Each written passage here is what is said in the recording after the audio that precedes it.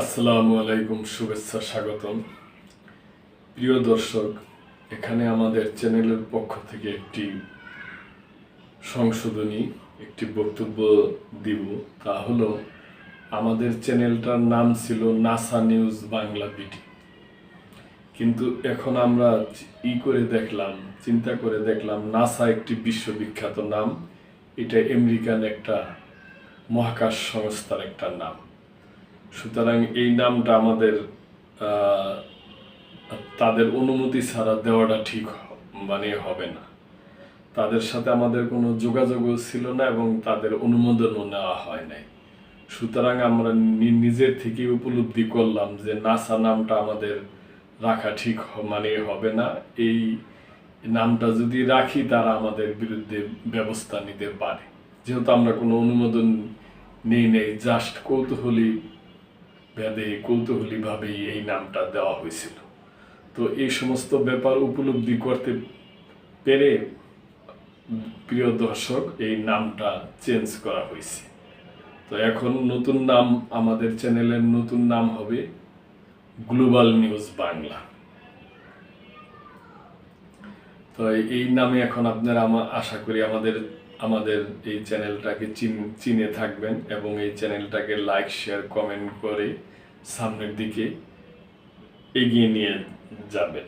আপনারা আগে যেই নামটা ছিল নাসা নিউজ বাংলা ভিডিও, ওই নামে আপনারা অনেক লাইক, শেয়ার, কমেন্ট করছেন এবং অনেক দেখছেন। তো সুতরাং এই যেহেতু নাসার নামটা একটা বিশ্ববিখ্যাত নাম এবং তাদের থেকে আমরা কোনো অনুমোদন নেই এবং কৌতূহলী ভেসে দিছিলাম, তো এই জন্য নামটা চেঞ্জ করে এখন চ্যানেলের নতুন নাম গ্লোবাল নিউজ বাংলা দেওয়া হয়েছে। এই নামে আপনারা আমাদের সাথে চিনবেন এবং আপনাদের সাথে আমাদের বন্ধুত্ব থাকবে এবং লাইক, কমেন্ট, শেয়ার করে যে কোনো আপনাদের মতামত, সুচিন্তিত মতামত আপনারা আমাদের জানাইতে পারবেন। তো দর্শক, এই ভুলের জন্য আমরা আন্তরিকভাবে দুঃখিত এবং তো আপনারা আমাদের সাথে থাকবেন, আমাদের সাহায্য করবেন, এই চ্যানেলটিকে সামনের দিকে এগিয়ে নিয়ে যাবেন, এইটি আমাদের প্রত্যাশা। তো আজকের নিউজ হলো ভারত পাকিস্তানকে নিয়ে। ভারত পাকিস্তান একেবারে মুখোমুখি অবস্থা হয়ে দাঁড়িয়েছে, যে কোনো সময় যুদ্ধ বেঁধে যাইতে পারে, এরকম একটা ভাব। ভারত যে সমস্ত পদক্ষেপ নিছে, পাকিস্তানও তাদের পাল্টা পদক্ষেপ নিছে। সীমান্তের উভয় দেশের সীমান্তে বিভিন্ন সেনাবাহিনী, ট্যাঙ্ক, তারপরে আপনার বিমান, এগুলা মোতায়েন করছে দুই দেশেই তাদের বিভিন্ন চুক্তি বাতিল করছে। পাকিস্তান বলছে যে পানি বন্ধ করে দিল, সিন্ধু চুক্তি বাতিল করা যুদ্ধের শামিল। এইরকম নানান খুবই কঠিন, খুবই ঝুঁকিপূর্ণ অবস্থা নিয়ে বিভিন্ন সংবাদাদি নিয়ে এই সংবাদটা। মুখোমুখি ভারত পাকিস্তান, চরম উত্তেজনার মধ্যে ভারত ও পাকিস্তানের মধ্যে যুদ্ধের দামামা বেজে উঠেছে। উভয় পক্ষই সীমান্তে জড়ো করেছে সেনা, ট্যাঙ্ক এবং যুদ্ধ বিমান। উত্তেজনার মধ্যেই গতকাল ভারতীয় নৌবাহিনী মিসাইল ধ্বংসের পরীক্ষা চালিয়েছে। এদিকে বুধবার ভারতের পদক্ষেপের বিরুদ্ধে গতকাল পাকিস্তানও পাল্টা পদক্ষেপ গ্রহণ করছে। দর্শক, বুঝতেই পারছেন ভয়াবহ অবস্থা। এই ঘোষণায় দুই দেশের মধ্যে দ্বিপক্ষীয় বাণিজ্য ও ভারতের পাকিস্তানের আকাশ সীমা বন্ধ থাকার কথাও বলা হয়েছে। সূত্র BBC, New York Times, Anandabazar Patrika, NDTV, Dawn, India Today, Times of India, the Hindu, সংবাদগুলা জানিয়েছে। সর্বশেষ পাওয়া খবর অনুযায়ী ভারত পাকিস্তানের বিরুদ্ধে 5টি পদক্ষেপের ঘোষণা দেওয়ার পর গতকাল বিকালে পাকিস্তানও পাল্টা পদক্ষেপের কথা জানিয়েছে। প্রধানমন্ত্রী শাহবাজ শরীফের নেতৃত্বে পাকিস্তান জাতীয় নিরাপত্তা কমিটির বৈঠক থেকে ঘোষণা বলা হয়েছে ভারতের সঙ্গে সব দ্বিপক্ষীয় বাণিজ্য বন্ধ করা হলো। ভয়াবহ অবস্থা দর্শক।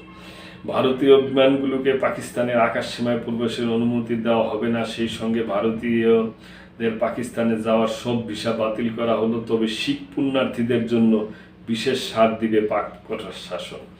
এনএনসি ভারতের প্রতি কঠোর হুঁশিয়ারি দিয়ে জানায়, পাকিস্তানের জন্য নির্ধারিত পানি প্রবাহ ভারতের যদি একতরফাভাবে বন্ধ বা অন্যদিকে ঘুরিয়ে দেয় তবে সেটিকে সরাসরি যুদ্ধ ঘোষণা হিসাবে বিবেচনা করা হবে। খবরে বলা হয়, ভারতীয় নাগরিকদের দেওয়া সব সার্ক ভিসা বাতিল করেছে পাকিস্তান। এই ভিসার আওতায় পাকিস্তানের অবস্থানরত সব ভারতীয় নাগরিককে 48 ঘন্টার মধ্যে দেশ ছাড়তে নির্দেশ দেওয়া হয়েছে। দর্শক, ঠিক এইরকম পদক্ষেপগুলো ভারত আগে নিয়েছে আর কি। ইসলামাবাদে ভারতীয় হাইকমিশনারে নিযুক্ত দেশটির প্রতিরক্ষা নৌ ও বিমান বাহিনীর কর্মকর্তাদের অবাঞ্ছিত ঘোষণা করা হয়েছে। অবিলম্বে তাদের পাকিস্তান ছাড়তে বলা হয়েছে। তাদের সহায়তায় নিযুক্ত কর্মীদেরও ভারতে ফিরে যাওয়ার নির্দেশ দেওয়া হয়েছে। ইসলামাবাদে ভারতীয় হাইকমিশনের কর্মকর্তার সংখ্যা 30-এ নামিয়ে আনতে বলেছে পাকিস্তান। 30 এপ্রিলের মধ্যে তা করতে বলা হয়েছে। পাকিস্তান দিয়ে তৃতীয় কোনো দেশের সঙ্গে ভারতের সব ধরনের বাণিজ্য স্থগিত ঘোষণা করেছে ইসলামাবাদ। এদিকে দুই দেশের সীমান্ত পরিস্থিতি সম্পর্কে জানা গেছে, উভয় পক্ষই সীমান্তে শক্তি বৃদ্ধি করেছে। সীমান্ত বরাবর এরই মধ্যে অবস্থান নিয়েছে দুই দেশের বিপুল সংখ্যক সেনা, সাঁজোয়া ট্যাঙ্ক, বোমারু বিমান ও ক্ষেপণাস্ত্র। পাক বিমান বাহিনীর ভারত লাগোয়া ইউনিয়ন ছাউনিগুলির মধ্যে লাহোর সংলগ্ন মুরিদে মোতায়েন করা হয়েছে নজরদারি এবং হামলাকারী ড্রোন। কয়েক বছর আগে তুরস্ক থেকে যে রোবোটিক্স TB2 নামের ড্রোন কেনে ইসলামাবাদ, সেগুলোর প্রায় সবকটি এই ঘাঁটিতে মোতায়েন করা হয়েছে। বুঝতেই পারছেন দর্শক, একদম যুদ্ধ ভাব। বিমান সেনা ঘাঁটির পাশাপাশি জম্মু কাশ্মীরের নিয়ন্ত্রণ রেখা উচ্চ সতর্কতা জারি করেছে পাক বাহিনী। সেখানকার বাংকারগুলোতে সেনারা অবস্থান নিয়ে আছে।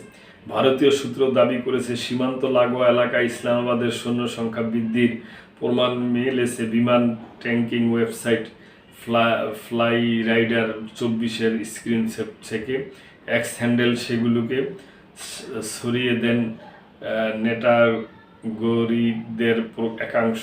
ওই স্ক্রিনশট অনুযায়ী পহেলগাম কাণ্ডের পর দক্ষিণের করাচি বিমান সেনা ঘাঁটি থেকে একের পর এক বিমান উত্তরের লাহোর এবং রাওয়ালপিন্ডির কাছে মোতায়েন করেছে ইসলামাবাদ।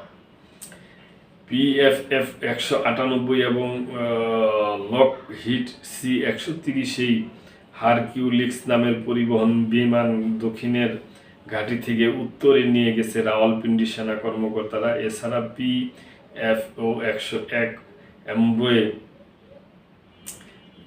ফেনম 100 নামের ছোট জেট বিমানও সেখানে মোতায়েন করা হয়েছে। এদিকে এমন উত্তেজনার মধ্যে গতকাল মিসাইল ধ্বংসের পরীক্ষা চালিয়েছে ভারতীয় নৌবাহিনী।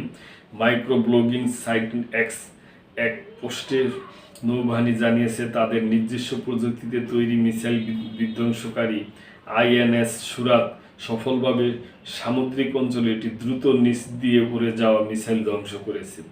এর মাধ্যমে নিজেদের প্রতিরক্ষা ব্যবস্থায় আরেকটি মাইলস্টোন অর্জিত হয়েছে। ভারতীয় সংবাদ মাধ্যম বিজনেস স্ট্যান্ডার্ড জানিয়েছে, পাকিস্তানের নৌ কর্মকর্তারা করাচি উপকূলে তাদের বিশেষ অর্থনৈতিক অঞ্চলে সারফেস টু সারফেস মিসাইলের পরীক্ষা চালাচ্ছে, যার জবাবে এই পরীক্ষা চালানো হলো। আরেক খবরে বলা হয়েছে, ভারত কোনোভাবেই কাশ্মীরের পহেলগামী নিরীহ পর্যটন হত্যাকারী এবং এই হামলার নেপথ্যে যারা রয়েছে তাদের ছাড় দেবে না বলে জানিয়েছে প্রধানমন্ত্রী নরেন্দ্র মোদী। গতকাল লাহোরের এক সভায় তিনি আরও বলেছেন, পাকিস্তানি এসব হামলাকারীর এমন সাজা দেওয়া হবে যা পরিকল্পনার অতীত। মোদী বলেন, বিহারের মাটি থেকে আমি পুরো বিশ্বকে বলেছি, ভারত প্রত্যেক সন্ত্রাসীকে এবং তাদের যারা সমর্থন করছে তাদের চিহ্নিত করবে এবং সাজা দিবে। পৃথিবীর শেষ প্রান্তে গিয়ে হলেও তাদের খুঁজে বের করা হবে। কাশ্মীর জুড়ে আটক 1,500 বেশি। বুধবার থেকে গতকাল পর্যন্ত জঙ্গি ধরতে কাশ্মীর জুড়ে চিরুনি অভিযান চালিয়ে ভারতীয় সেনাবাহিনী 1,500-এর বেশি জনকে আটক করেছে। সেনা সূত্র জানিয়েছে, অভিযানের অংশ হিসাবে সকালে জম্মু ও কাশ্মীরের উধমপুর জেলার ধুবু কাঞ্চন এলাকায় সন্ত্রাসীদের সঙ্গে গোলাগুলির সময় ভারতীয় সেনাবাহিনীর এক সদস্য নিহত হয়েছে। গোপন সংবাদের ভিত্তিতে এই অঞ্চলে সেনাবাহিনী অভিযান শুরু করলে সন্ত্রাসীরা গুলি চালায়, পাল্টা জবাব দেয় নিরাপত্তা বাহিনীও। গোলাগুলির এই মধ্যেই 6 প্যারা স্পেশাল কোর্সের জওয়ান হাবিলদার জন্টু আলী শেখ নিহত হন। বিশেষজ্ঞরা যা বলছেন, ইসলামাবাদের নিরাপত্তা বিশ্লেষক সৈয়দ মোহাম্মদ আলী বলছেন, ভারত পাকিস্তানে হামলা চালাতে পারে এবং এটি 2019-এর চেয়েও বড় পরিসরে হবে। তিনি দাবি করেন, ভারত এই হামলাকে যুক্তরাষ্ট্রের সঙ্গে একাত্মতা দেখানোর এবং প্রেসিডেন্ট ট্রাম্পের শুল্ক হুমকির পরিপ্রেক্ষিতে উত্তেজনা কমানোর একটি উপায় হিসাবে ব্যবহার করছে। এছাড়াও কাশ্মীরের স্বাধীনতা আন্দোলনকে সন্ত্রাসবাদ হিসাবে পুনরায় সংজ্ঞায়িত করার চেষ্টা করছে। ভারতীয় কংগ্রেস দলের বৈঠক নয়াদিল্লি প্রতিনিধি জানান, কাশ্মীরে জঙ্গি হামলায় অমিত শাহ অধীন স্বরাষ্ট্র মন্ত্রণালয়ের ব্যর্থতা নিয়ে তদন্তের দাবি জানিয়েছে ভারতীয় জাতীয় কংগ্রেস। গতকাল কংগ্রেস সভাপতি মল্লিকার্জুন খাড়গের সভাপতিত্বে জাতীয় কংগ্রেসের সর্বোচ্চ নীতি নির্ধারক কার্যকরী কমিটির বৈঠক বসে। এখানে সংসদীয় দলের চেয়ারম্যান সোনিয়া গান্ধী, লোকসভায় বিরোধী নেতা রাহুল গান্ধী সহ শীর্ষ নেতাদের উপস্থিত ছিল। এক প্রস্তাব গ্রহণ করা হয়। প্রস্তাবে বলা হয়, পহেলগামে ত্রিস্তরের নিরাপত্তা থাকে, যেটা ভারত সরকারের কেন্দ্রীয় স্বরাষ্ট্র মন্ত্রণালয়ের অধীন। এই নিরাপত্তা কিভাবে বিঘ্নিত হলো এবং গোয়েন্দা ব্যর্থতা নিয়ে তদন্ত হওয়া উচিত। কংগ্রেস দল এই ঘটনার জন্য পাকিস্তানকেই দায়ী করছে। তো দর্শক, শুনলেনই, বুঝতে পারলেন খুবই অবস্থা খারাপ এবং যুদ্ধ ভাব, যে কোনো সময় যুদ্ধ হইতে পারে। তবে আমরা যুদ্ধ চাই না, আমরা শান্তি চাই।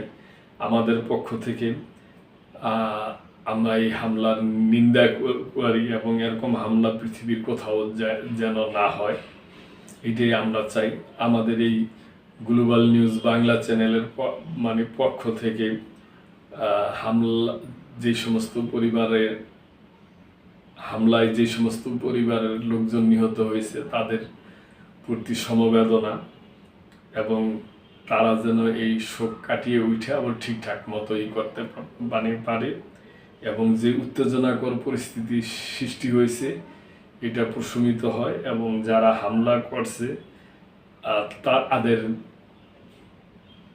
যেন সঠিক বিচার হয় এবং এবং কোনোভাবেই যেন এই উত্তেজনা আরো বৃদ্ধি না হয়ে উভয় দেশ যদি একটা যুদ্ধ সংগঠিত হয়ে যায়, যুদ্ধ বাহিদা যায়, তাহলে এই পুরা দক্ষিণ এশিয়ার মধ্যে একটা অচল অবস্থার সৃষ্টি হইব। তাই আমরা ওইরকম চাই না, আমরা শান্তি চাই। আমাদের পক্ষ থেকে এইটাই আমাদের আশা। তো দর্শক, আজকে এই পর্যন্তই। চ্যানেলটিকে সাবস্ক্রাইব, লাইক, কমেন্ট, শেয়ার করে চ্যানেলটির পাশেই থাকবেন। আল্লাহ হাফেজ।